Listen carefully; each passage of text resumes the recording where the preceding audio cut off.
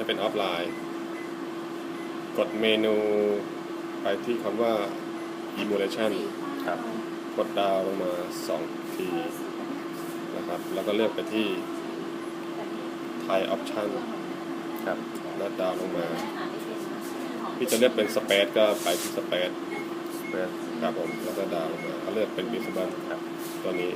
ถ้าเสร็จปุ๊บพี่กด Enter มันจะมีดอกจันอยู่ข้างหลังนะครับ ก็คือเลือกแล้ว เลือกแล้วก็ขั้นต่อไปก็กดอัพขึ้นไปแล้วก็ไปเซฟมาที่คำว่า Config Control นะครับดาวลงมาแล้วเลือกเซฟครับแล้วก็ดาวลงมาอีกทีหนึงเลือกหัวข้อที่พี่จะเซฟคือ Config ที่พี่จะเซฟไว้ก็คือตอนนี้เป็น